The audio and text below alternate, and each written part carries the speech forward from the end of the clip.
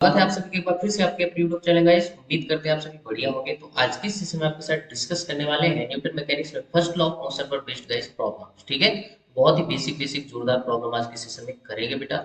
और first law of motion जो होता है ना, वो इक्विलिब्रियम कंडीशन को बताता है। ठीक है, तो चलिए बेटा, पहला प्रॉब्लम ले रखा है, समझते हैं यहाँ पे कॉन्सेप्ट को क्या होने वाला है। ठीक है, तो first problem says that a block of mass M is attached with two string as shown in the figure. Draw the free body diagram of the block, अपने को बताना है। ठीक है, यहाँ पे आपको ऐसा सिस्टम बना के दिया है, तो इसका जो है अपने को एमपीडी बनाना है, बोले तो फ्री बॉडी डायग्राम। ठीक है, ब्लॉक का मास दिया नहीं है बेटा, तो अपन मान लेते हैं इसका मास कितना है, एम। ठीक है, अब इस मास की वजह से बेटा आपको पता होना चाहिए इस पे क्या लगेगा, नीचे की तरफ डाउनवर्ड डायरेक्शन इसका खुद का वेट, बोले तो एमजी लगेगा। ठीक है, इसको अपन डब्ल्यू से लिखते हैं, वेट। ठीक बेटा, यहाँ पे ब्लॉक दो रस्सी से कनेक्टेड है, तो एक यहाँ से कनेक्टेड है, तो जहां पे कनेक्टेड होता है जिसकी अपोजिट डायरेक्शन में आपको छाता खोलना है, छाता खोलना बोले तो यहाँ पे टेंशन कितनी लग जाएगी, T1। ठीक है, दूसरे पॉइंट पे ये ब्लॉक यहाँ पे रस्सी से कनेक्टेड है, तो इसकी तरफ यहाँ पे जो टेंशन आएगी दैट इज, यहाँ पे कुछ अलग बोल दो बेटा, दैट इज T2। ठीक है, इसके बाद बेटा T1 जो है हॉरिजॉन्टली एक्ट कर रहा है और mg आपका वर्टिकली डाउनवर्ड है।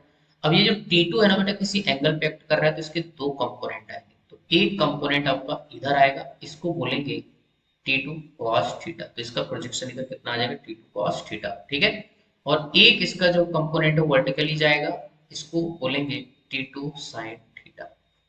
क्लियर है बेटा, तो आपका एफबीडी बन के तैयार हो गया। अब सिस्टम चूंकि क्या है, इक्विलिब्रियम कंडीशन में, इक्विलिब्रियम स्टेट में है, तो नेट लगने वाले फोर्सेस अलोंग एक्स एक्सिस, समझ रहे हैं कि नहीं, अलोंग एक्स एक्सिस आपको जीरो करना है। तो एक्स एक्सिस के अलोंग फोर्स क्या है, T2 cos थीटा और T1। ठीक है, तो इन दोनों का सम आपका जीरो मिलेगा।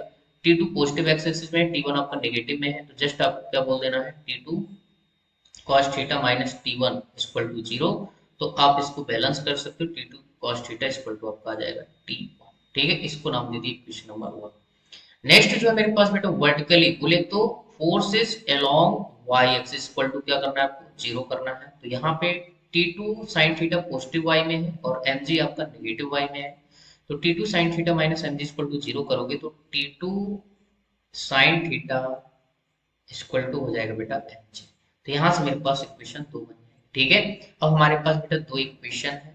ठीक है, अब यहाँ पे जस्ट आपने से एफबीडी पूछा हुआ है, अगर आपसे क्वेश्चन में कुछ पूछा जाए डाटा देके तो आप इजिली निकाल सकते हो। तो सबसे पहली बात आपको एफबीडी बनाना चाहिए बेटा। ठीक है, ओके, तो चलिए बेटा मूव करते हैं second problem. The second problem says that an block is in equilibrium under four concurrent forces in the direction shown in figure, find the magnitude of the F1 and F2 आपको यहाँ पे बताना है बेटा। ठीक है, तो यहाँ पे जो है डायग्राम बना के दिया और बताया है कि सारे फोर्सेस कैसे बेटा, कॉन्करेंट। कॉन्करेंट का मतलब होता है जिनका ओरिजिन एक ही हो। ओके, तो चलिए बेटा यहाँ पे सबसे पहले अपन फोर्सेस को क्या कर लेते हैं, रिजॉल्व करते हैं एक्स और वाई में। ठीक है, 4 न्यूटन जो है बेटा, यहाँ पे डरना नहीं, यहाँ पे लिखा है 30, यहाँ पे लिखा है 60, सिर्फ डराने के लिए। तो आप 4 न्यूटन की चाहे तो आप 30 के अकॉर्डिंग क्या ले लो, कंपोनेंट ले लो, तो चाहो तो 60 के अकॉर्डिंग ले लो बेटा। ठीक है, answer will be same, so don't worry about it. और यहाँ पे F2 जो है 30 एंगल पे दे रखा है, तो इसको भी आपको रिजॉल्व करना है। तो सबसे पहले हम F2 को रिजॉल्व कर लेते हैं बेटा। तो F2 का इधर कंपोनेंट कितना आ जाएगा, F2 cos 30। क्लियर है, और इसका एक कंपोनेंट बेटा डाउनवर्ड चला जाएगा, तो ये हो जाएगा F2 sin कितना, 30। ठीक है, तो जस्ट F2 बाई क्या हो जाएगा, जस्ट अगर इसको सॉल्व करोगे तो F2 बाई कितना हो जाएगा, 2 हो जाएगा बेटा। ठीक है, तो sin 30 की वैल्यू कितनी होती है, 1/2। ठीक है, और इसको सॉल्व करोगे तो F2 √3/2 होने वाला है। ठीक है, तो इसको बाद में देखते हैं बेटा, फिलहाल यहाँ पे देखिए बेटा, 4 के कितने कंपोनेंट है, 2 आएंगे बेटा। 60 के अकॉर्डिंग ले लो, 60 के अकॉर्डिंग लोगे तो इसका 4 का इधर कंपोनेंट कितना आएगा, 4 cos 60। क्लियर है, अच्छा अगर यहाँ पे देखो बेटा, तो इसके अकॉर्डिंग आ जाएगा, यहाँ पे कितना आएगा, 4 sin 60।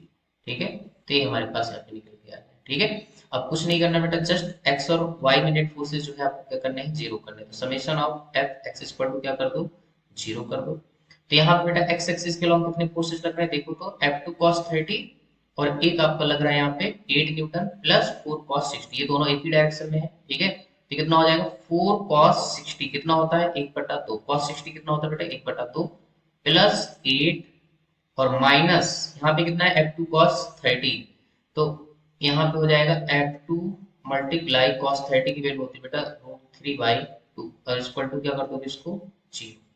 ठीक है, ध्यान से देखो बेटा, इसको थोड़ा सॉल्व कर लेते हैं। तो 2 से आपका 4 कटने वाला है, 2 2 जा 4। ठीक है, तो यहाँ पे 8 प्लस 2 कितना हो जाएगा बेटा, 10 हो जाएगा। और ये इधर जाएगा तो कितना हो जाएगा F2 multiply root three by two. ठीक है, तो एफ टी की जो वैल्यू आ जाएगी बेटा दैट वुड कितनी हो जाएगी, यहाँ पे क्रॉस मल्टीप्लाई होगा तो 20 divided by root three newton. Clear है, अब ये रेशनलाइजेशन अपन देख लेंगे बाद में करके। तो हमारे पास एफ टू की वैल्यू आ गई है। नेक्स्ट अपने को कैलकुलेट करना है बेटा एफ वन की। ओके, तो चलिए बेटा कैलकुलेट करते हैं अपन एफ वन। तो एफ वन के लिए क्या करेंगे, net force along Y equal to क्या करेंगे अपन, जीरो करेंगे। ठीक है, तो यहाँ पे बेटा अगर net force along Y axis zero करोगे तो क्या होगा बेटा, देखो यहाँ पे क्या आएगा, F one plus four sine sixty, four multiply कितना हो जाएगा रूट थ्री बाई टू। ठीक है, साइन सिक्सटी की वैल्यू। इसके बाद यहाँ पे नीचे कितना आ रहा है बेटा, माइनस का F two divided by two equal to net force क्या करना है, जीरो। ठीक है, तो एफ टू की वैल्यू आपके पास ऑलरेडी आ गई है, जस्ट इसको अपन पुट करेंगे और निकाल लेंगे। तो नेक्स्ट स्लाइड में मूव करेंगे तो हमारे पास यहाँ पे क्या आ जाएगा एक्सप्रेशन बेटा, F one plus four by two root three minus यहाँ पे कितना है बेटा, F two by two equal to zero. ठीक है, तो कितना हो जाएगा यहाँ पे, एफ वन प्लस एक कट जाएगा बेटा टू से। ठीक है, तो कितना हो जाएगा टू रूट थ्री, और इधर जाएगा आपका एफ टू बाई टू। ठीक है, तो हमारे पास यहाँ पे F2 की वैल्यू कितनी आई बेटा, देख लेते हैं। हमारे पास F2 की वैल्यू कितनी आई है, 20 बाई रूट थ्री। तो जस्ट इसको अपने को क्या करना है, यहाँ पे पुट कर देना है। तो कितना हो जाएगा यहाँ पे, एक बटा दो multiply 20 by root three. Clear है, तो ये हमारे पास क्या आ जाएगा बेटा, अब इसको आप काट सकते हो तो 10 जाएगा और यहाँ पे एक टू से निकल गया तो कितना आएगा, 10 डिवाइडेड बाई रूट थ्री। ठीक है, तो हमारे पास जो बेटा F1 की वैल्यू निकल गई that would be 10 divided by root three plus का, और इधर जाएगा तो माइनस हो जाएगा two root three divided by one. ठीक है, अगर आप एलसीएम करते हो तो एलसीएम करोगे तो क्या हो जाएगा बेटा, 10 माइनस ये टू, और यहाँ पे क्या आएगा मल्टीप्लाई रूट थ्री और मल्टीप्लाई रूट थ्री, और डिवाइड में कितना हो जाएगा रूट थ्री। ठीक है, अब रूट थ्री कितना हो जाएगा आपको मालूम होना चाहिए बेटा, कितना हो जाएगा, थ्री बन जाएगा। तो 10 minus two root three three, तो यहाँ पे हो जाएगा सिक्स, और डिवाइडेड बाय रूट थ्री। ठीक है, तो यहाँ पे जो बेटा एफ वन की वैल्यू हमारे पास निकल के आ जाएगी दैट वुड बी कितनी हो जाएगी, four divided by root three. ठीक है, इतना न्यूटन जो है मेरे पास किसकी वैल्यू आ जाएगी, आपके पास एफ वन की वैल्यू आ जाएगी। ठीक है, और एफ टू हमारे पास कितना आया magnitude, 20 divided by root three newton. Clear है, और रेशनलाइजेशन भी आप रूट थ्री कर सकते हो तो उसके अकॉर्डिंग भी आप आंसर निकाल सकते हो। फिलहाल तो हमारे पास ये बेटर आंसर हो जाएंगे इस क्वेश्चन। ठीक है, तो आई होप ये सॉल्यूशन आपको अच्छे से क्लियर हो गया होगा। चलिए मूव करते हैं। Okay, so let's read the third problem. Third problem is all the strings shown in figure are massless, tension in the horizontal string is आपको 30 न्यूटन दे रखा है, फाइंड वेट बोले तो डब्ल्यू अपने कैलकुलेट करना है। ठीक है, तो चलिए बेटा इसका सबसे पहले एफवीडी अपन ड्रॉ करते हैं। ठीक है, तो यहाँ पे बेटा ये स्ट्रिंग है। ठीक है, वेट तो आपका लगा हुआ है ऐसे, तो वेट तो नीचे ही लगेगा। ठीक है, अब यहाँ पे हॉरिजॉन्टल स्ट्रिंग पे जो टेंशन आएगी उसको अपन यहाँ पे T1 बोल देते हैं, और इसकी वैल्यू ऑलरेडी आपको दे रखा है कितना, 30 न्यूटन। ठीक है, अच्छा इस पॉइंट पे बेटा टेंशन की वैल्यू एक ऊपर भी आएगी, इसको यहाँ पे बोलते हैं T2। तो T2 के जो है दो कंपोनेंट आएंगे, एक वर्टिकली कंपोनेंट आएगा दैट इज T2 cos कितना 45 डिग्री, और एक इधर आएगा बेटा आपका दैट इज T2 sin कितना हो जाएगा 45 डिग्री। क्लियर है, तो ये मेरे पास कंपोनेंट में जो है रिजॉल्व हो गया है, इसका एफबीडी बन के तैयार हो गया है। अब अपने को क्या करना है, summation of F X equal to zero, और दूसरा अपने को करना है summation of F Y equal to zero.